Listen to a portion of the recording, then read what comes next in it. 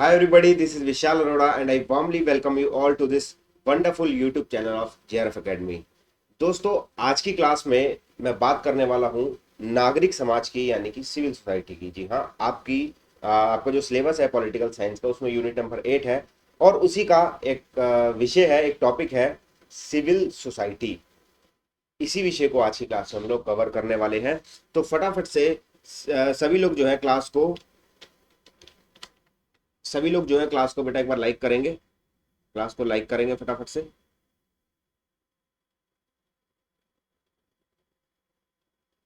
जी, class को फटाफट से लाइक करेंगे सभी बच्चे क्लास को शेयर करना बिल्कुल भी ना भूलें।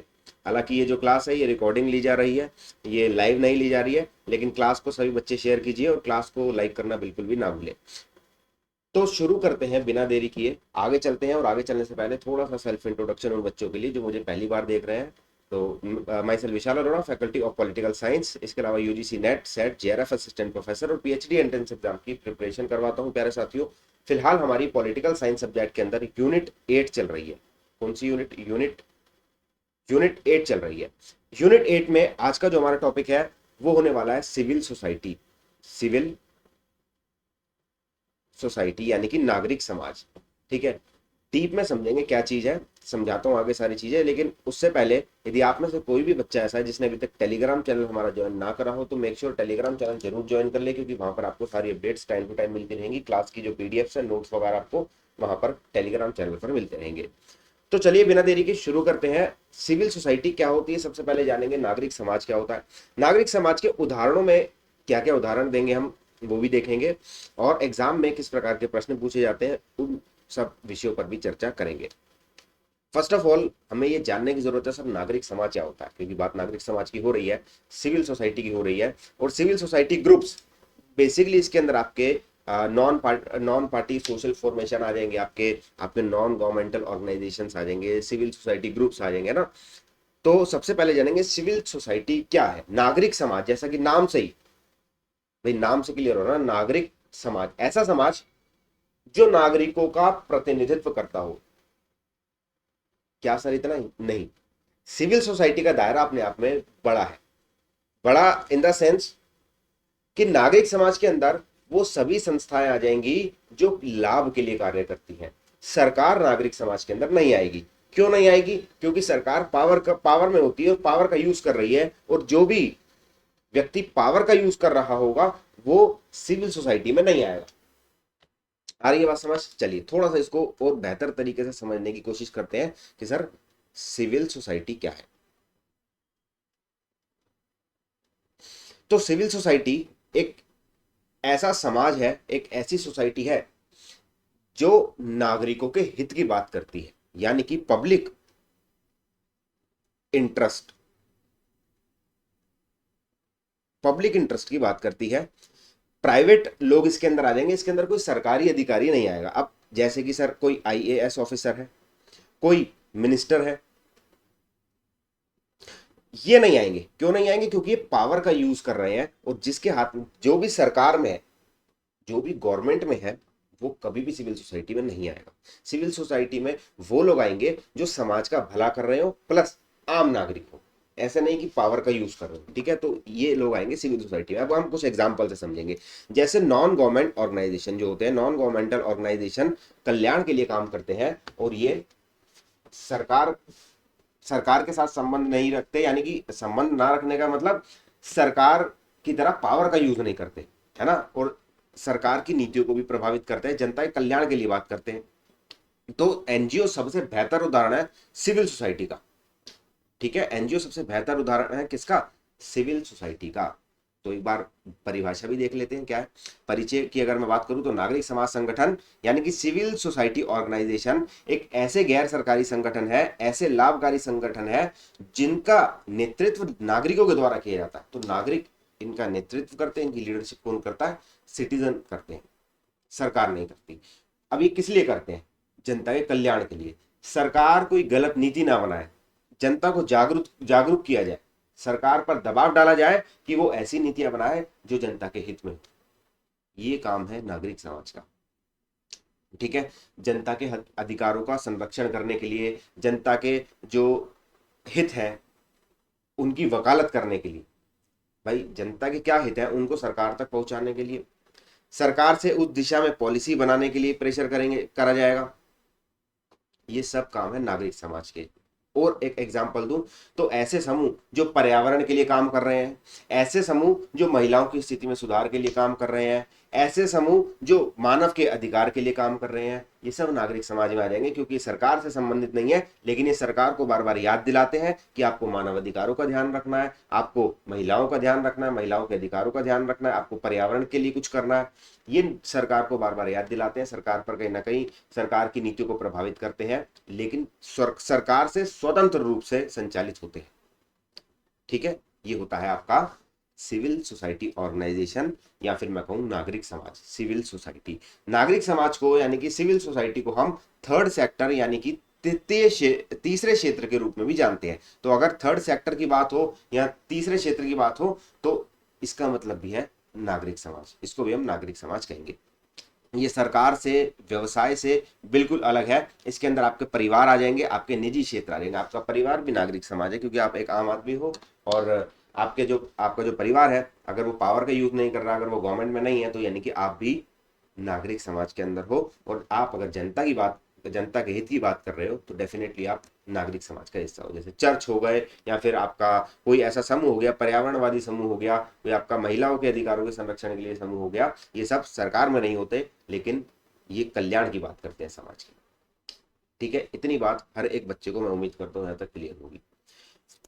थोड़ा सा और गहन अर्थ लेकर के जाए तो मैं कहूंगा कि ये जो नागरिक समाज है, नागरिकों के हितों को प्रकट करते हैं, क्या एक्सप्रेस करते हैं, interest and will of citizen. जनता की विल क्या है, जनता की इच्छा क्या है, जनता के हित क्या है, जनता के इंटरेस्ट क्या है, उसको रिप्रेजेंट करते हैं, उसको एक्सप्रेस करते हैं सरकार के आगे। और एक समाज में व्यक्ति और संगठन जो सरकार से स्वतंत्र है, सरकार से स्वतंत्र होना चाहिए भाई, ये शर्त है। सिविल सोसाइटी की शर्त है कि वो सरकार से स्वतंत्र होना चाहिए, सरकार का एक भाग नहीं होना चाहिए।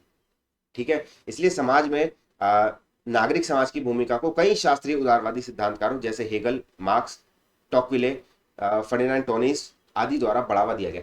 अब इसके जो मान्यताकार है, किसके मान्यताकार, नागरिक समाज के, या नागरिक समाज की अवधारणाओं को, जिसने हालांकि अरस्तु ने भी बात करी है नागरिक समाज की अवधारणाओं की। अगर मैं बात करूं तो अरस्तु ने भी बात करी है नागरिक समाज की, हीगल ने भी बात करी है, ग्रामशी ने भी करी है, कार्ल मार्क्स ने भी करी है, एलेक्स डी टॉकविल ने भी करी है, फ्रांस फर्डिनांड टोनीज ने भी करी है।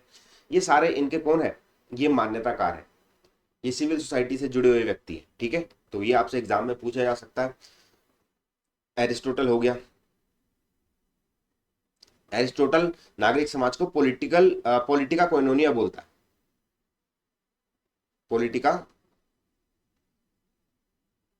कोइनोनिया। ठीक है, तो इस टाइप से आपसे पूछ सकते हैं प्रश्न कि कौन कौन से विचारक नागरिक समाज की अवधारणा से जुड़े हुए हैं। सबसे पहले किसने बात करी, तो अरस्तु ने नागरिक समाज की सबसे पहले बात कर दी। तो इतना क्लियर होगा नागरिक समाज क्या है। एग्जाम्पल भी मैंने आपको दे दिया, एनजीओ आ जाएंगे इसके अंदर, कंज्यूमर ऑर्गेनाइजेशन आ जाएंगे, एनवायरमेंटल ग्रुप्स आ जाएंगे, कोऑपरेटिव ऑर्गेनाइजेशन आ जाएंगे।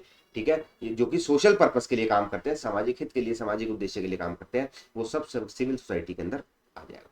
पहली बात तो हमें ये क्लियर हुआ कि सर सिविल सोसाइटी क्या होती है। जरा कमेंट करके बताओ क्लियर हुआ यहाँ तक क्या नहीं हुआ, है ना। कमेंट करके बताओ कि भाई नागरिक समाज एकदम क्लियर होगा यहाँ तक कि नागरिक समाज क्या होता है। अब हम देखेंगे नागरिक समाज काम कैसे करता है, सामाजिक परिवर्तन कैसे लेकर के आता है, राज्य के निर्णयों को प्रभावित कैसे करता है। अभी मैंने बताया कि ये राज्य के निर्णयों को प्रभावित करेगा, पब्लिक, ये जो सरकार पॉलिसी बनाती है पब्लिक के लिए, इसके लिए काम करेगा। लेकिन ये काम करेगा कैसे, तो आपने देखा होगा प्रोटेस्ट होते हैं, डिमॉन्स्ट्राइजेशन होती है, यानी कि जो है इसको डिस्प्ले नहीं, डिमॉन्स्ट्राइजेशन बोलेंगे ना। ठीक है, विरोध प्रदर्शन हो गया, आपका प्रदर्शन हो गया, सामाजिक आंदोलन हो गया, ऑफलाइन और ऑनलाइन मीडिया जैसे सोशल मीडिया पर इनकी एक्टिविटी हो गई, पक्ष जुटाव यानी कि लॉबिंग। अब लॉबिंग क्या होता है, लॉबिंग का मतलब है सरकार को किसी पक्ष में या विपक्ष के लिए परसुएट करना, सरकार को मनाना, है ना, पब्लिक इंटरेस्ट के लिए या फिर किसी जनता के हित के लिए सरकार को या तो किसी के पक्ष में या किसी के विपक्ष में उनको परसुएट करना, उनको राजी करना, उनका पक्ष अपने अपनी तरफ जुटाना। ये होता है लॉबिंग। ठीक है, फिर होता है आपका PILs यानी कि public interest litigation. Public interest litigation क्या होता है? पब्लिक PIL का मतलब होता है जब आप जनता के हित में न्यायालय में मुकदमा दर्ज करवाते हैं, जनता के हित में। फॉर एग्जाम्पल, अगर एनवायरमेंट के लिए आप जाकर के सुप्रीम कोर्ट में बात कर रहे हैं कि एनवायरमेंट, ये जो है आपका एनवायरमेंट राइट टू लाइफ में आना चाहिए, है ना, शुद्ध पर्यावरण का अधिकार भी राइट टू लाइफ के अंदर आना चाहिए, क्योंकि ये जनता के हित से संबंधित है। अगर आप कह रहे हैं कि महिलाओं के अधिकारों की बात कर रहे हैं, यदि आप जनता के हित को लेकर के न्यायालय पहुंच रहे हैं, तो इसका मतलब आप जनता के हित में न्यायालय में जाकर के याचिका कर रहे हैं। इसे बोलते हैं पब्लिक इंटरेस्ट लिटिगेशन, जनहित याचिका। इस तरीके से नागरिक समाज काम करता है, विरोध प्रदर्शन करके, समाज में आंदोलन करके, ठीक है, सोशल मीडिया के माध्यम से, लॉबिंग के माध्यम से और PIL के माध्यम से। क्या काम करता है आपका सिविल सोसाइटी। ठीक है, तो इस तरीके से काम करती है सिविल सोसाइटी। क्या होती है सिविल सोसाइटी, किस प्रकार से काम करती है, अभी तक हमने ये जाना। अब हम जानेंगे कि नागरिक समाज संगठन जनता के अधिकारों को दिलाने में या जनता को संवैधानिक अधिकार दिलाने में किस प्रकार से भूमिका निभाता है। तो सबसे पहले एडवोकेसी एंड अवेयरनेस को फैलाने में सबसे आगे रहता है सिविल सोसाइटी, यानी कि वकालत और जागरूकता। जनता को जागरूक करने में, जनता को ये बताने में कि आपके कौन से संवैधानिक अधिकार है, अपना इंपॉर्टेंट रोल प्ले करता है। जनता को एजुकेट करता है, जनता को शिक्षित करता है, ताकि जनता का एम्पावरमेंट हो सके, जनता को सशक्त बनाया जा सके, है ना।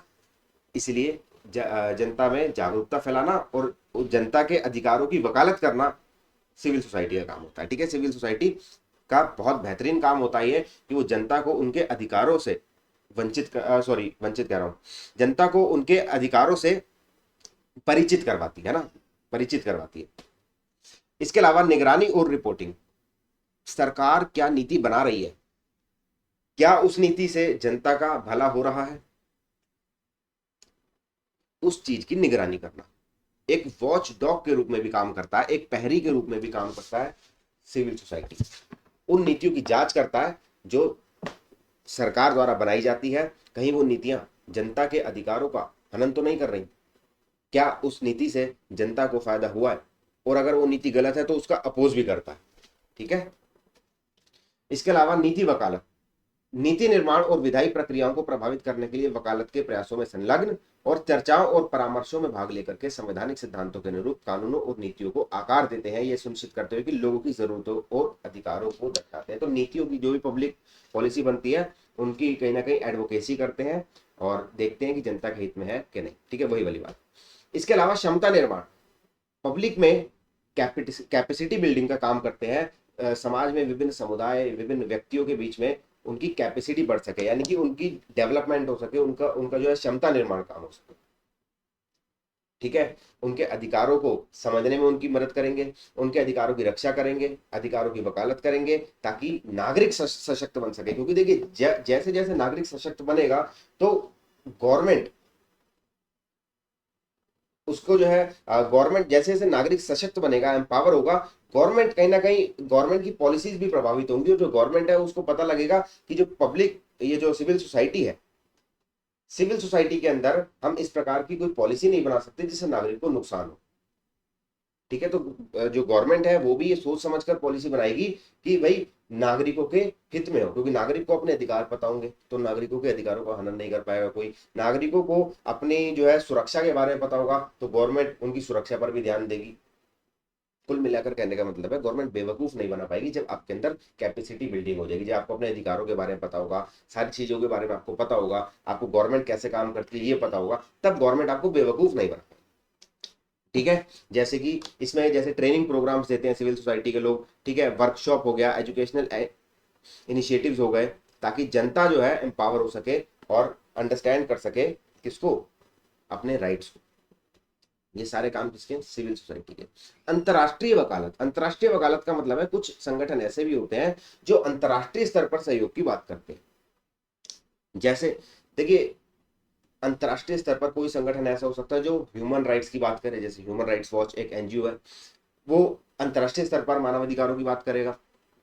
रेड क्रॉस सोसाइटी हो गई, तो ऐसे एनजीओस या ऐसे संगठन जो अंतर्राष्ट्रीय स्तर पर जनता के हित की बात करते हैं, वो अंतर्राष्ट्रीय गैर सरकारी संगठन होते हैं। मानव अधिकारों की बात करेंगे और जनता के हित की बात करेंगे, तो ये अंतर्राष्ट्रीय स्तर पर जब जनता के हितों की बात होती है तब हम इसे कह देंगे ये जो सिविल सोसाइटी है ये अंतर्राष्ट्रीय स्तर पर काम कर रही है। इसके अलावा सरकारी संस्थानों के साथ सहयोग करने में भी सिविल सोसाइटी एक इंपॉर्टेंट, एक क्रूशियल रोल प्ले करती है। सरकार की जो एजेंसियां हैं उनसे बातचीत करके सरकार के साथ सहयोग को बढ़ावा देना। देखिए, सरकार तब तक नहीं चल सकती जब तक पब्लिक का सहयोग ना, और पब्लिक तब तक सरकार को सहयोग नहीं कर सकती जब तक सरकार में बैठे हुए लोग देश को आगे ना बढ़ाना चाहते हो, या फिर सरकार में बैठे हुए लोग जनता का सपोर्ट ना चाहते हो। दोनों तरफ से ताली बजती है, एक तरफ से नहीं। भाई अगर गवर्नमेंट ऐसी है देश के अंदर कि वो डेवलपमेंट करना चाहती है तो उसे पब्लिक का सपोर्ट चाहिए चाहिए, तो पब्लिक का जितना सपोर्ट मिलेगा उतना डेवलपमेंट होगा। तो सिविल सोसाइटी क्या करती है कि गवर्नमेंट को आगे बढ़ाने के लिए, देश को आगे बढ़ाने के लिए, कल्याण को, वेलफेयर को आगे बढ़ाने के लिए सरकार की एजेंसियों के साथ कांटेक्ट करके उनके साथ सहयोग को बढ़ावा देती है। ठीक है, एक एक साथ काम करके सिविल सोसाइटी ऑर्गेनाइजेशन और सरकारी निकाय मानव अधिकारों की रक्षा और बढ़ावा देने के लिए प्रभावी रणनीतियां और नीतियों को विकसित करते हैं। तो सिविल सोसाइटी और गवर्नमेंट एक साथ मिलकर के काम करते हैं। देखिए, सारा काम गवर्नमेंट भी नहीं कर सकती, कहीं ना कहीं नागरिकों को भी कुछ अपनी अवेयरनेस का पता होना चाहिए, नागरिकों को भी समाज के लिए कुछ करना पड़ता है। ऐसा नहीं है कि सारा काम हमने गवर्नमेंट छोड़ दिया कि भैया सारा का काम गवर्नमेंट पे ही है। हाँ, एक देश के नागरिक होने के लिए, एक देश के नागरिक होने के नाते हमारे कुछ अधिकार होते हैं, और उन अधिकारों के बदले हमें कर्तव्यों का निर्वहन करना पड़ता है। जब सरकार हमें अधिकार दे रही है तो हमें कर्तव्यों का भी पालन करना पड़ेगा, है ना। तो उन्हीं कर्तव्यों को ठीक प्रकार से हम उनका पालन करके हम सरकार को सपोर्ट कर सकते हैं। सरकार को सपोर्ट करने के कई तरीके हो सकते हैं, जैसे हम अपने कर्तव्यों का पालन करें, हम गंदगी ना फैलाएं, हम जो है अपने संविधान का पालन करें। ये सारी चीजें हैं जिससे हम सरकार को सपोर्ट कर सकते हैं। तो ये सिविल सोसाइटी सरकार को सपोर्ट भी करती है जब मामला कुछ ऐसा होता है कि जनता के अधिकारों को हनन हो रहा, तो अपोज भी करती है सारे काम। ठीक है, बात समझ आ रही है। तो क्या काम होते हैं सिविल सोसाइटी के, है ना, ये अभी तक हमने समझा। देखो, दोबारा से एक बार रिपीट करूंगा, हमने क्या समझा? हमने समझा सिविल सोसाइटी क्या होती है, हमने समझा कैसे काम करती है सिविल सोसाइटी, और क्या क्या काम करती है। ठीक है, क्या क्या काम करती है ये सारी चीजें हमने देखा। भाई क्षमता निर्माण करेगी, नीति वकालत करेगी, रिपोर्टिंग करेगी, जागरूकता फैलाएगी जनता में। काम कैसे करती है? विरोध प्रदर्शन हो गया, सामाजिक आंदोलन, पीआईएल, पक्ष जुटाव, है ना, लॉबिंग हो गया, इस प्रकार से काम करेगी। अभी तक सिर्फ हमने इतना जाना कि सिविल सोसाइटी क्या है, कैसे काम करती है और क्या काम करती है। अब हम कुछ उदाहरण देखेंगे भारत में। भाई उदाहरण के बिना तो हमें कुछ समझ नहीं आता ना, क्योंकि जब तक उदाहरण नहीं देंगे तब हम कनेक्ट कैसे कर पाएंगे। भारत का ही उदाहरण लेंगे और देखेंगे कि सिविल सोसाइटी किस प्रकार से इंपॉर्टेंट रोल प्ले करती है भारत के अंदर, और इसका उदाहरण क्या है। ठीक है,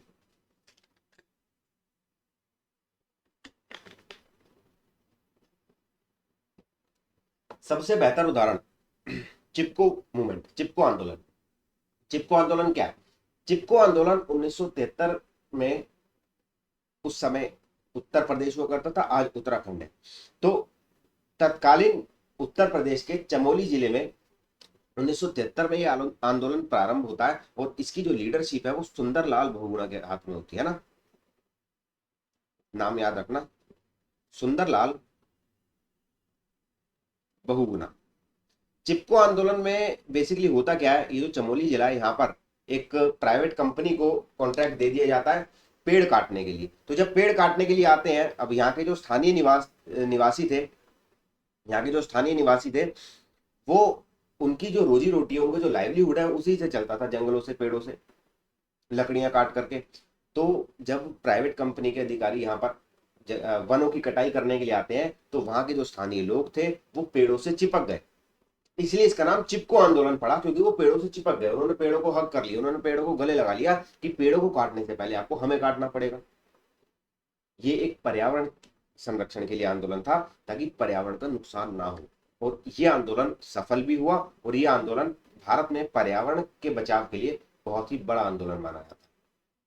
ठीक है, वनों के, फॉरेस्ट के कंजर्वेशन के लिए, फॉरेस्ट के संरक्षण के लिए आंदोलन होता है, ताकि वनों की कटाई ना की जा सके।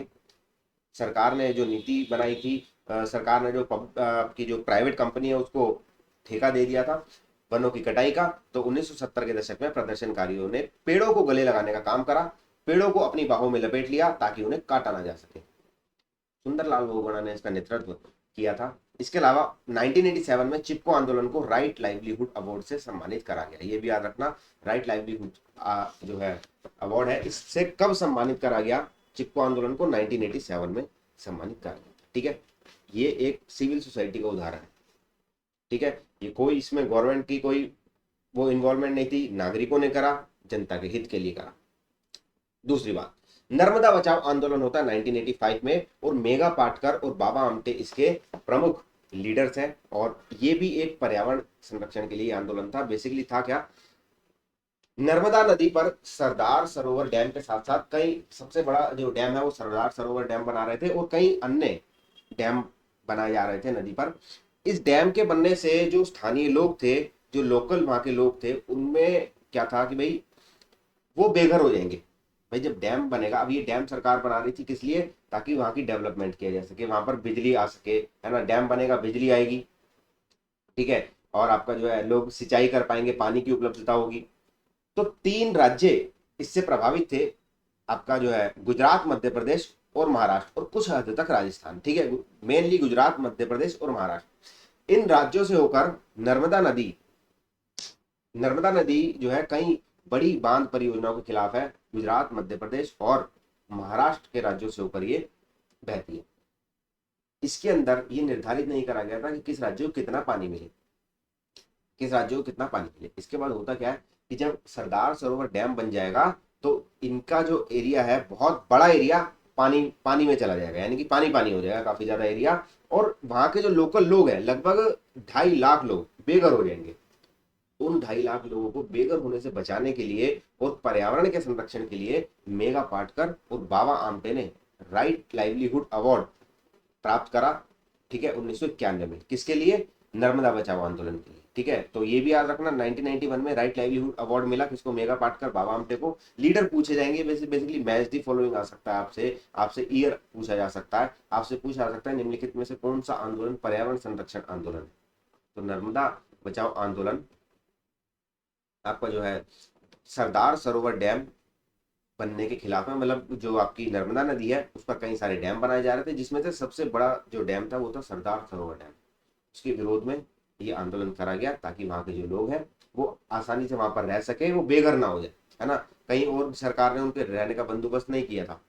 तो गुजरात में सरदार सरोवर बांध नदी पर बने सबसे बड़े बांधों में से एक है, और ये आंदोलन का पहला केंद्र बिंदु था। नर्मदा बांध परियोजना का ये हिस्सा है, और जिसका मुख्य उद्देश्य उपरोक्त राज्यों में जल की सिंचाई और बिजली उपलब्ध करवाना। तो बिजली उपलब्ध करवाने के लिए और जल की सिंचाई के लिए ये बांध बनाए जा रहे थे, लेकिन वहां के लोगों की समस्या को सरकार के द्वारा नहीं सुलझाया जा रहा था, इसलिए ये आंदोलन चलाया गया। इसके बाद मजदूर किसान शक्ति संगठन आता है। ये भी नागरिक समाज संगठन का ही एक उदाहरण है, क्योंकि मजदूर किसान शक्ति संगठन किसानों के हित की बात करने वाला एक संगठन है। और इसी किसान संगठन की, इसको हम शॉर्ट फॉर्म में MKKS बोलते हैं, मजदूर किसान, सॉरी एम एक सेकेंड MKSS, मजदूर किसान शक्ति संगठन। ठीक है, मजदूर किसान शक्ति संगठन राइट टू इंफॉर्मेशन एक्ट के लिए जाना जाता है। इसी की बदौलत राइट टू इंफॉर्मेशन एक्ट जो RTI है आपका 2005, ये आया था। तो इसके अंदर एक इसकी जो लीडर थी, क्या नाम था उनका? मेरे ख्याल से अरुणा था, अरुणा रॉय। मैं एक बार अभी चेक करके बता देता हूँ।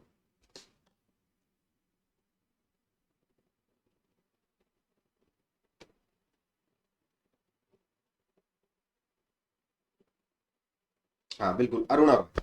ठीक है, 1990 में इसका गठन हुआ था, और इसकी मांग करी गई थी सूचना का अधिकार, राइट टू इंफॉर्मेशन एक्ट के लिए मजदूर किसान शक्ति संगठन ने इंपॉर्टेंट रोल प्ले करा था। और अरुणा रॉय इसकी जो है लीडर है, ये भी याद रखना। ठीक है, कब गठन हुआ, इसकी लीडर कौन है, राइट टू इंफॉर्मेशन एक्ट किसकी बदौलत आया, ये सारी चीज आपको याद रखनी है।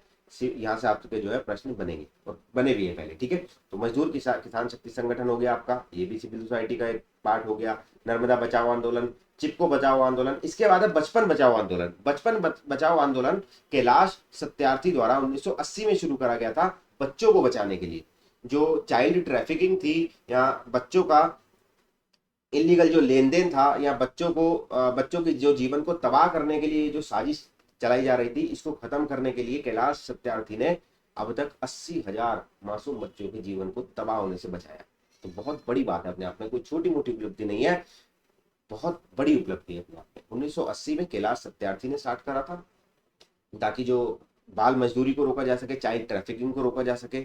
ठीक है, 2014 में कैलाश सत्यार्थी के साथ साथ मलाल यूसुफजई को शांति का नोबेल पुरस्कार मिला गया। 2014 में कैलाश सत्यार्थी और मलाल यूसुफजई को शांति का नोबेल पुरस्कार से सम्मानित करा गया। ये भी याद रखना, किस वर्ष हुआ ये भी याद रखना, इसका लीडर कौन था ये भी याद रखना। ठीक है, बचपन बचाओ आंदोलन। इसके बाद कुछ संगठन, ऐसे संगठन जो अंतर्राष्ट्रीय स्तर पर या राष्ट्रीय स्तर पर काम कर रहे हैं। बेसिकली मैं आपको राष्ट्रीय स्तर पर ही बताऊंगा, इंटरनेशनल लेवल पर नहीं, मैं आपको इंडिया के लेवल पर ही बताऊंगा। कुछ ऐसे संगठन जो बात करते हैं नागरिकों के अधिकारों की, नागरिकों के लिए काम करते हैं। सिविल सोसाइटी ऑर्गेनाइजेशन में हम उसे काउंट करेंगे, किसमें? सिविल सोसाइटी ऑर्गेनाइजेशन में हम ऐसे संगठनों को काउंट करेंगे जो संगठन में आपको बताने हैं। ठीक है, जिसमें से पहला है एसोसिएशन फॉर डेमोक्रेटिक रिफॉर्म्स। ये संगठन चुनावी और राजनीतिक सुधारों पर काम करता है। 1999 में इसका गठन करा गया था। एसोसिएशन फॉर डेमोक्रेटिक रिफॉर्म एक ऐसा संगठन है जो कि भारत में इस चीज पर काम करता है कि चुनाव सही से हो सके, चुनाव में कोई धांधलेबाजी ना हो, राजनीति में सुधार हो सके, राजनीति में अपराधीकरण ना हो, ये सारी चीजों पर ये वाला संगठन काम करता है। 1999 में इसका गठन हुआ था। हालांकि पॉलिटिकल नहीं है ये, मैं फिर बताऊंगा, ये जनता के हित के लिए काम कर रहा है, ये राजनीति में नहीं है ये। हाँ, राजनीतिक सुधारों पर जरूर काम कर रहा है, लेकिन राजनीति से संबंध नहीं है इसका कि भाई ये पावर में नहीं है, इसलिए ये सिविल सोसाइटी में आएगा। इसके बाद है आपका peoples union for democratic rights. ये लोगों की नागरिक स्वतंत्रता, यानी कि आपकी जो है सिविल लिबर्टीज और डेमोक्रेटिक राइट्स, तो नाम से ही पता चल रहा है डेमोक्रेटिक राइट्स की बात करेगा और आपका नागरिकों की स्वतंत्रता को बढ़ावा देने के लिए ये संगठन काम करता है। इसका गठन 1981 में हुआ था। ये भी एक एग्जाम्पल है सिविल सोसाइटी का, एक नॉन गवर्नमेंट ऑर्गेनाइजेशन। ठीक है, इसका ये स्वतंत्र इकाई है, किसी भी राजनीतिक दल से इसका संबंध नहीं है। इसके बाद आपका आता है help age India. Help age India एक ऐसा संगठन है जो ओल्ड एज के लोगों के लिए, यानी कि बुजुर्ग लोगों के लिए, जो वृद्ध अवस्था में जो लोग होते हैं उनका ध्यान रखने के लिए काम करता है। 1978 में स्थापित हुआ था। वंचित बुजुर्गों की समग्र रूप से सेवा प्रदान करता है, जिससे वे सक्रिय, सम्मानजनक और स्वस्थ जीवन जी सके। तो हेल्प एज इंडिया नाम से क्लियर है कि जो एजेड लोग होते हैं, जो ओल्ड एज लोग होते हैं, उनकी हेल्प करने के लिए 1978 में इसको स्थापित किया गया था। तो ये भी जनता के कल्याण के लिए काम कर रहा है और सरकार में नहीं है, इसलिए इसको सिविल सोसाइटी ऑर्गेनाइजेशन का दर्जा देना पड़ेगा। ठीक है, बताओ यहां तक की बात क्लियर होगी तो एक बार कमेंट सेक्शन में यस लिख देना फटाफट से। ठीक है, तो क्या क्या देख लिया हमने, आओ एक बार नजर डाल लेते हैं भैया क्या क्या देख लिया हमने। हमने देख लिया सर सिविल सोसाइटी ऑर्गेनाइजेशन क्या होता है, हमने ये भी देख लिया कि सिविल सोसाइटी ऑर्गेनाइजेशन किस प्रकार से काम करता है, हमने ये भी देखा क्या काम करता है, वकालत करता है, जागरूकता करता है जनता में, है ना, रिपोर्टिंग करता है, नीतियां बनाने में अब भूमिका निभाता है सरकार के साथ, क्षमता निर्माण में भूमिका निभाता है, अंतर्राष्ट्रीय वकालत करता है, सरकार के साथ सहयोग करता है।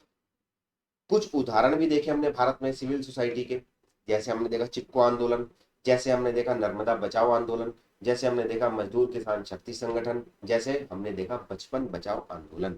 ये हमने कुछ ऐसे आंदोलन देखे जो सिविल सोसाइटी का प्रत्यक्ष उदाहरण है भारत के अंदर।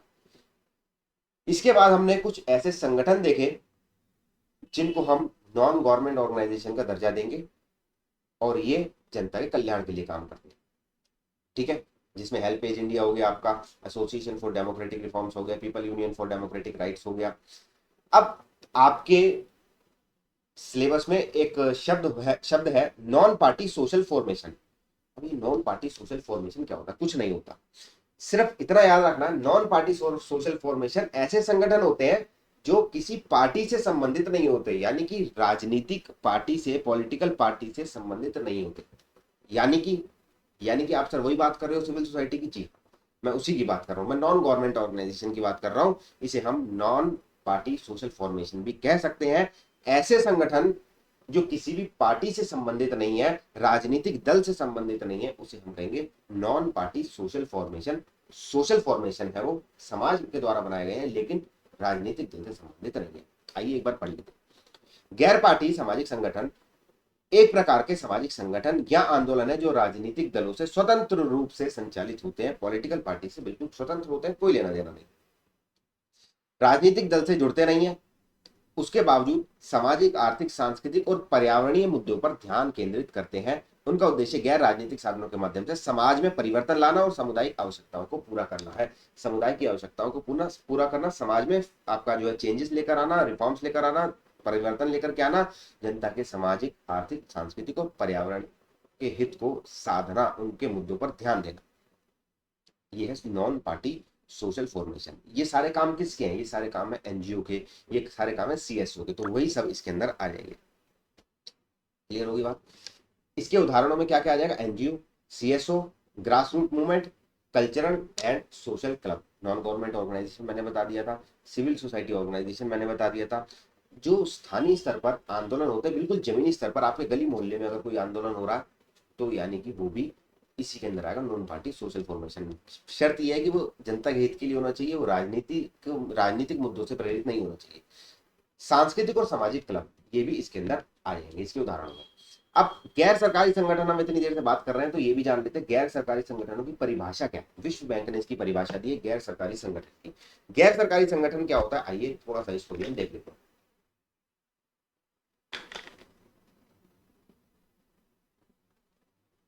देखिए, गैर सरकारी संगठन, विश्व बैंक अपनी परिभाषा देता है, वो कहता है ऐसा कोई भी संगठन जो कि गैर लाभकारी हो। गैर लाभकारी यानी कि वो प्रॉफिट के लिए काम नहीं कर रहा हो, नॉन प्रॉफिट हो।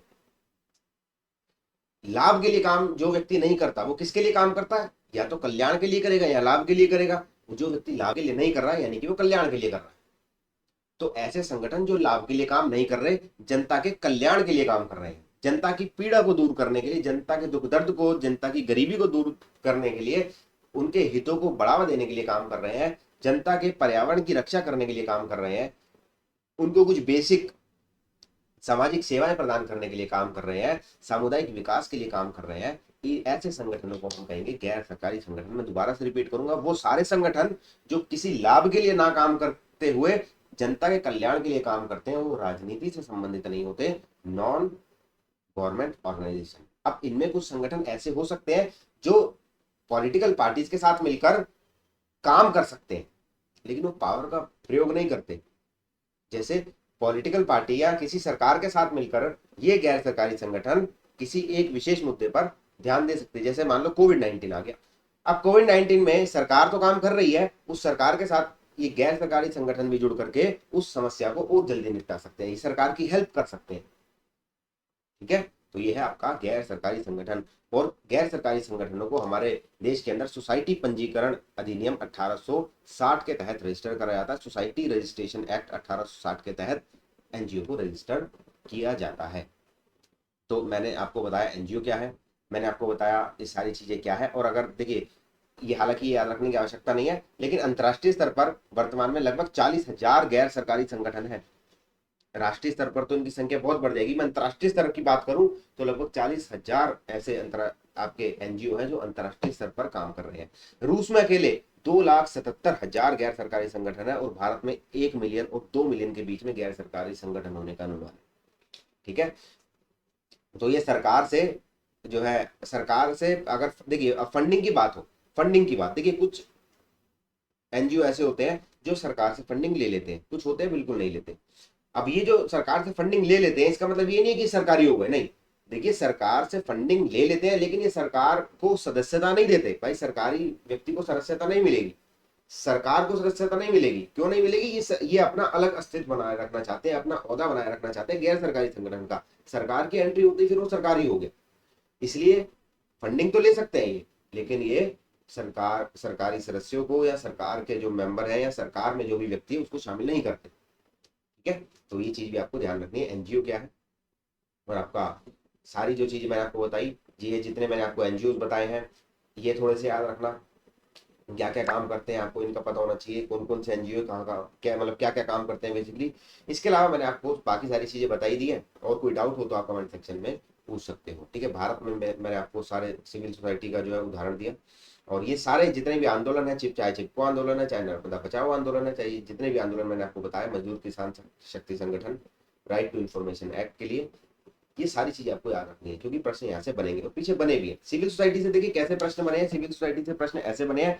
आपको एक बार प्रश्न आया था यूजीसी नेट के एग्जाम में 2022 में, प्रश्न ये था कि आपको 4 स्टेटमेंट दे रखी थी और आपको बताना था नॉन पार्टी सोशल फॉर्मेशन के बारे में, नीचे कथन दिए गए हैं और इनको पढ़ के सही उत्तर दो। तो उसमें सरकार का कुछ लिखा हुआ था, एक स्टेट, बाकी सारे स्टेटमेंट सही थी, एक स्टेटमेंट में लिखा हुआ था सरकार से संबंधित होते हैं, सरकार सरकारी सदस्य को शामिल करते हैं, इस टाइप के कुछ लिखा हुआ था, है ना। तो वो गलत हो जाएगा आपका स्टेटमेंट। उसमें पूछा था निम्नलिखित में से कौन सा स्टेटमेंट गलत है, तो स्टेटमेंट बेस्ड पूछेंगे तो आपसे पूछेंगे 4 स्टेटमेंट दे देंगे और आपको बताना है कि सिविल सोसाइटी के बारे में कौन सा सही है कौन सा गलत है। फैक्ट पूछेंगे तो आपसे आंदोलनों से पूछ सकते हैं, आपसे संगठन, गैर सरकारी संगठनों से पूछ सकते हैं, आपसे आपको 4 स्टेटमेंट दे देंगे, कहेंगे एनजीओ के बारे में निम्नलिखित में से कौन सी स्टेटमेंट सही है। तो आपको पता होगा कि भैया एनजीओ सरकार से फंडिंग तो ले सकते हैं लेकिन उनसे जो है उनको शामिल नहीं करते। आपको पता होगा कि जनता के कल्याण के लिए काम करते हैं, गैर लाभकारी होते हैं, इसलिए हम नॉन प्रॉफिट ऑर्गेनाइजेशन भी बोलते हैं इन्हें, है ना, नॉन प्रॉफिट ऑर्गेनाइजेशन, एनपीओ। ठीक है, तो ये थी आज की क्लास। धन्यवाद क्लास के एंड तक बने रहने के लिए। क्लास पसंद आई हो तो भाई क्लास को जरूर लाइक कर देना और मिलते हैं अब आपसे अगली क्लास में। तब तक के लिए अपना ध्यान रखिए। Good bye, take care, have a great day.